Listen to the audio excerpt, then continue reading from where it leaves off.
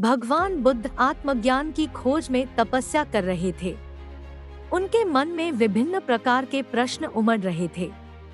उन्हें प्रश्नों का उत्तर चाहिए था, लेकिन अनेक प्रयासों के बाद भी उन्हें सफलता नहीं मिली। वे आत्मज्ञान की प्राप्ति के लिए कठोर तपस्या करने लगे। अनेक कष्ट सहन किए, कई स्थानों की यात्राएं की, परंतु जो समाधान उन्हें चाहिए था वह उन्हें मिला नहीं।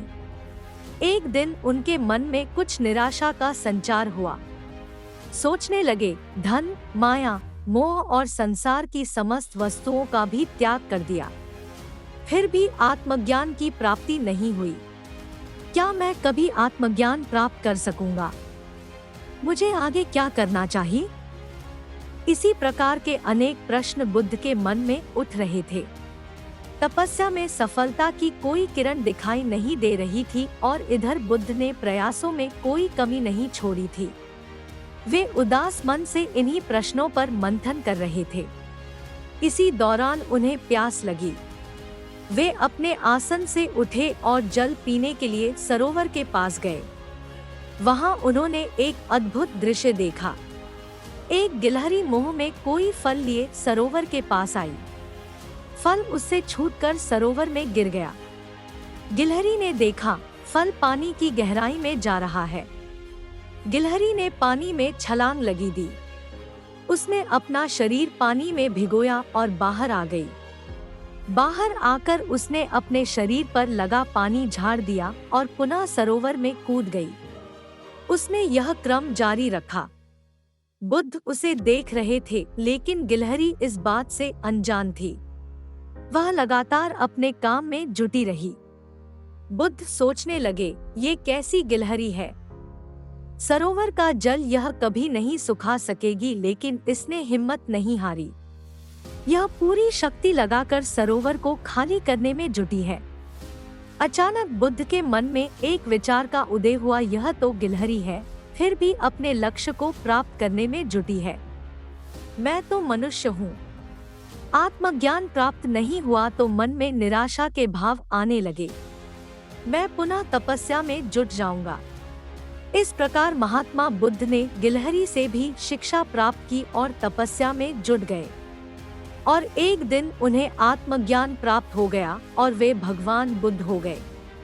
दोस्तों, ईश्वर और ब्रह्मांड मनुष्य के हर सपने पूरा करने की तैयारी करते हैं, लेकिन कई बार असफलता प्राप्ति से हताश होकर व्यक्ति प्रयास करना बंद कर देता है। उसके दृढ़ निश्चय में कमी आ जाती है। इस कारण जो सपने पूरे होने वाले होते हैं वे भी पूरे नहीं हो पाते।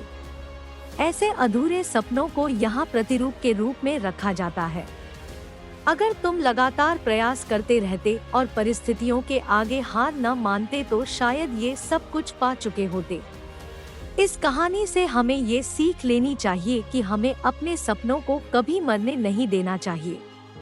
जिसकी कामना है उसके लिए जी जान लगाकर मेहनत करो। असफलता से सीखो, लेकिन हताश मत हो और प्रयास जारी रखो। हमारी दृढ़ इच्छा शक्ति देखकर ईश्वर और ब्रह्मांड भी हमारे सपने को पूरा करने के लिए तैयार हो जाते हैं।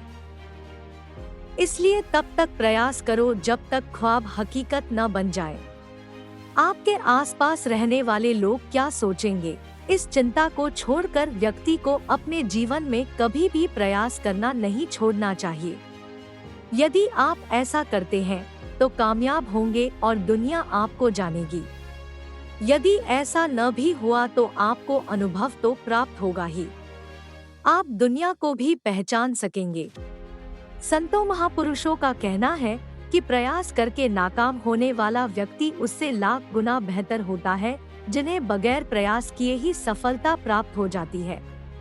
दोस्तों, ऐसे में कभी भी प्रयास करना ना छोड़ें, चाहे कितनी भी मुश्किलें क्यों ना आए।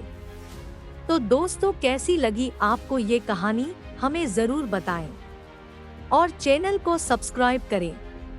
मिलते हैं ऐसी ही एक नई कहानी के साथ, तब तक के लिए अपना ध्यान रखें।